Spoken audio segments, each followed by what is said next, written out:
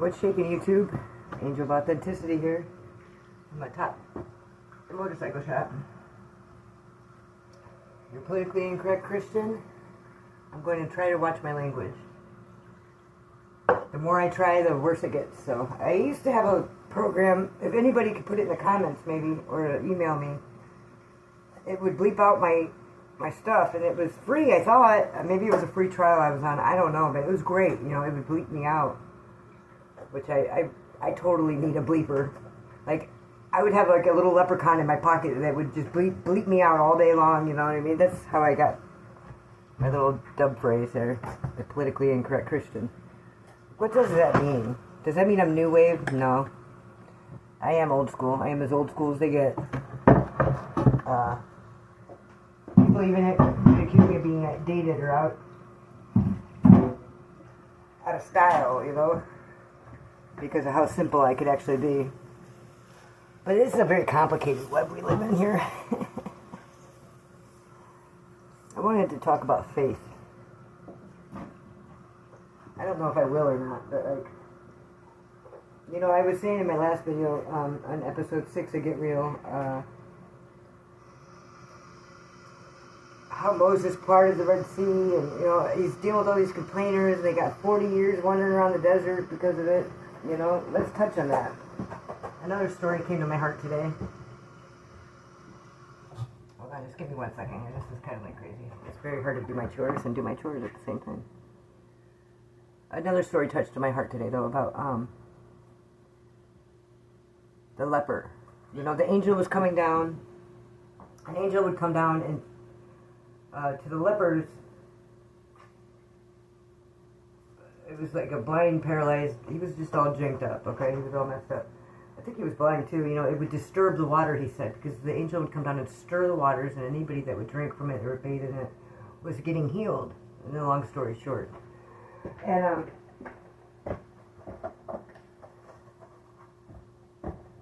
Jesus shows up.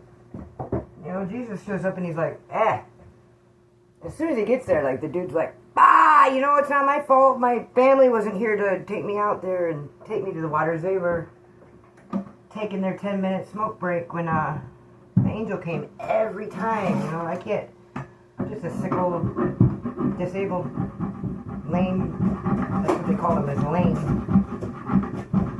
person here, you know. What am I going to do?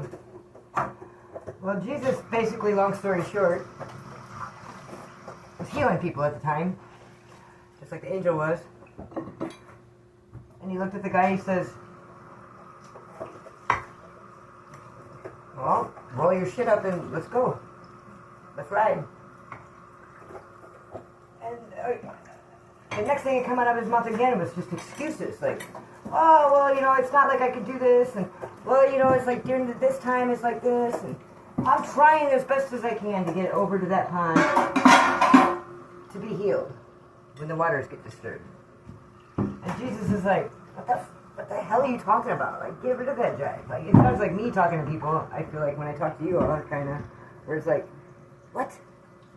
I didn't ask you any of that bull crap about your family or what their cigarette break is like. I didn't ask what your condition was. I just asked, are you ready to get better? You ready? Do you want to get better? That's what Jesus was asking him. And he had been lame for so long, like, he didn't even get it. Like, he was just still making excuses. As opposed to, like, other people in the Bible, like old Peter, I think it was. Here they are, sailing the sea, right? The Bering Sea or the Red Sea, or, I mean, it was one of the big seas anyway. A sea is a sea. And it gets really tumultuous. It's bad. Now, they're sailors, you would think they'd be used to that, but, like, they're scared. They're literally, like, frightened that they're going to capsize and be swept away to sea. There was probably a lot going on with the ark, and, I mean, I don't know, I'd have to really think about the timeline there, but, like, the story's what's important.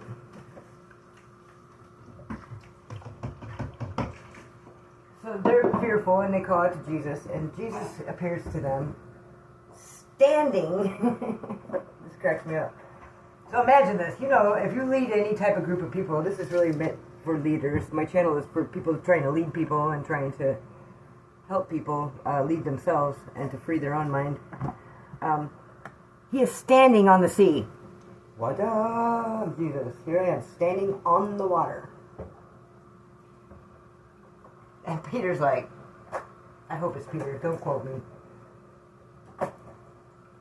Nah, it's a ghost or an illusion. It's an optical illusion. It's a hologram. It's a, you know, my mind's playing tricks on me. Like, it's not you. If it's really you, get me to do it. Call me out to you, he says. So Jesus says, come. And there's Peter. He's like, he's doing like a two-step up on that sea with him. And he's like, what the is going on, you know? Imagine that. Now let's pause. Let's pause and reflect on that. Because almighty faith, that's what faith is right there. Putting hope into something you can't see, that you believe in, that you love. And God gives you hope. And God gives you grace. Because of faith. And he gives you that too.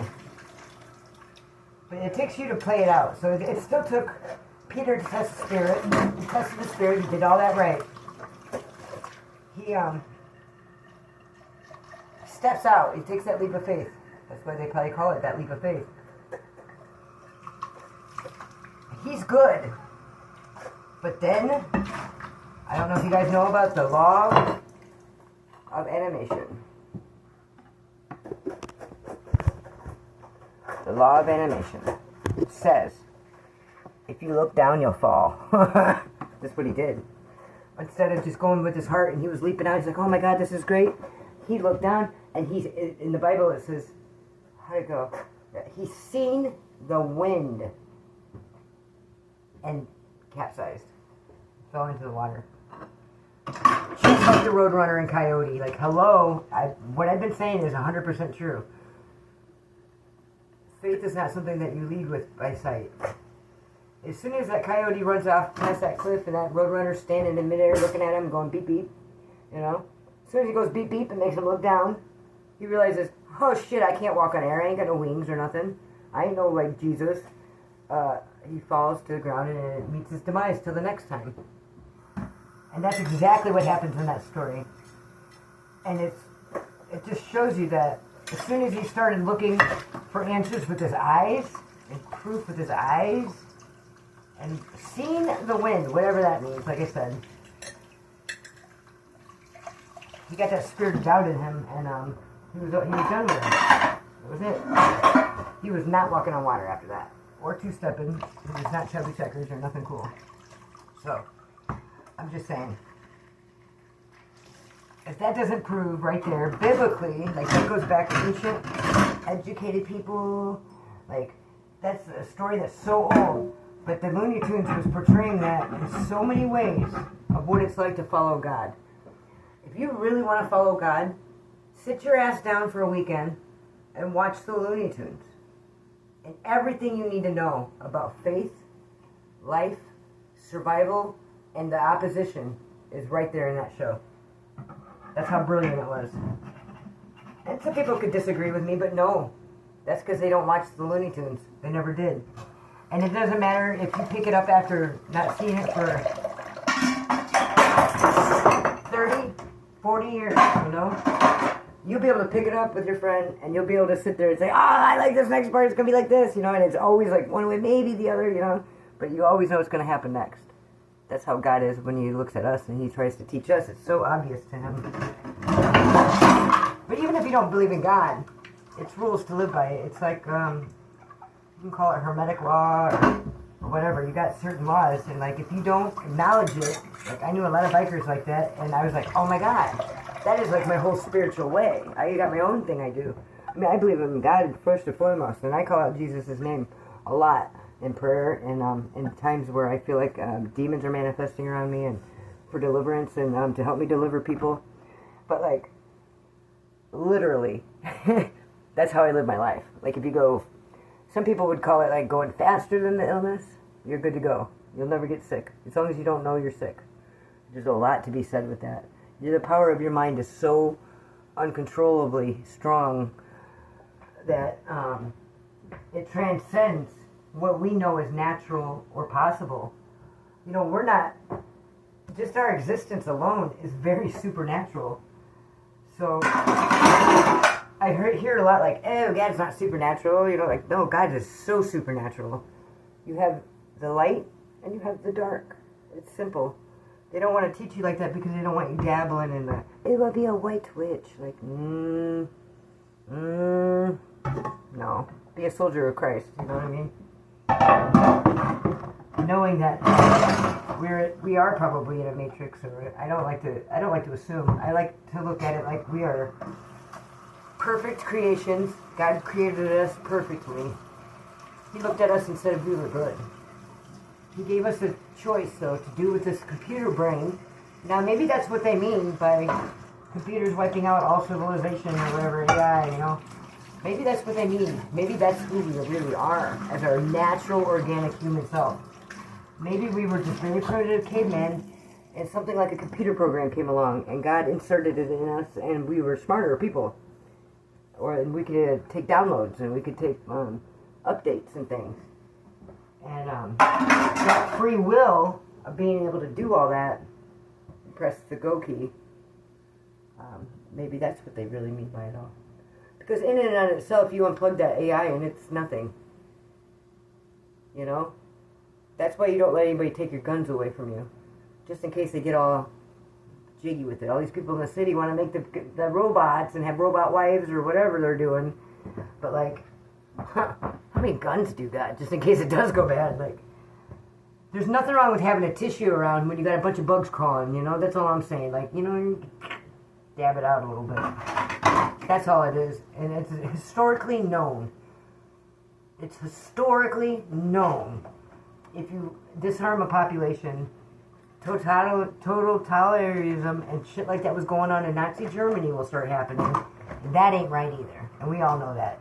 Does that mean you should shoot people? Absolutely not. There's plenty of cans to shoot and other things to play with, to blow up, you know?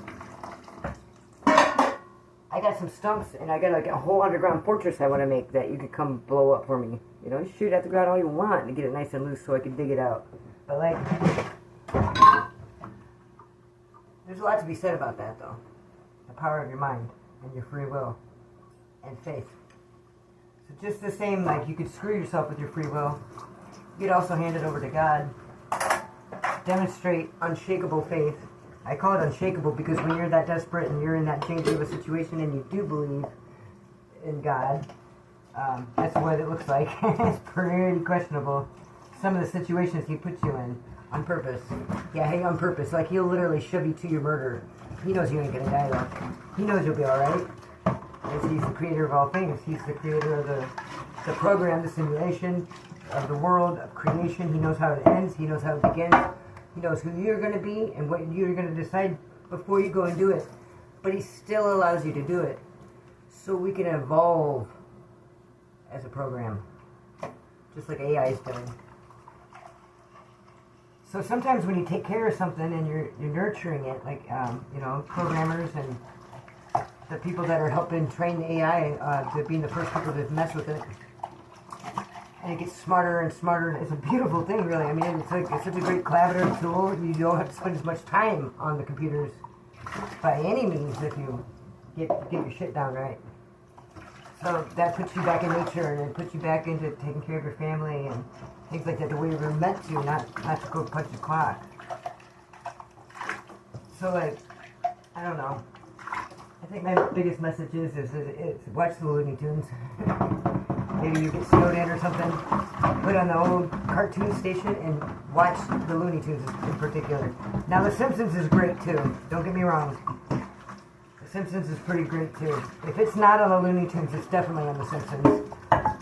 And if it's not on either one of them, too, then South Park has got it covered. Like, you know what I mean? But, like, the Looney Tunes in particular, they were very natural about the way they wrote everything. I believe it was almost God that did it. It's like they gave us that. It's just like, I don't know, these guys are screwed. Let's give them some cartoons or something. And that's how he did it, because He wasn't much of a movie producer, and the film quality sucked back then, let's be honest. You know? Like, how would you have done it if you were God and you put us here? And there was all these things you needed to know because your little brother, the devil, was out down here trying to just cause total chaos, suffering, and destruction. Like, everybody knows that. Like, say you got a rat in your circle, you know? And you're like, oh, man, this guy's going to rat us out. I already know it. And you got proof. So what are you going to do? You're going to go try to warn everybody, like, this is a bad person. Like, we don't want them around. This is a bad person. Like, they're a rat, or they're a murderer, or maybe they're a rapist or something. They're preying on little children at the gymnastics coach, as a gymnastics coach or something. You go and warn people. How would you do that if you had no communication with them besides in the spirit, you know? And that's what the devil attacks and separates you from the source like that. So you don't know what's going on, and you're just so clueless. The Looney Tunes. Cartoons, put them in front of the TV. He already knew that was going to happen to the parents, but they were too far gone. Maybe we could save the kids, you know? So that's just food for thought. From a top of the motorcycle shop, this is the angel of authenticity. You're politically incorrect Christian. You're a rebel without a devil. Signing off till next time.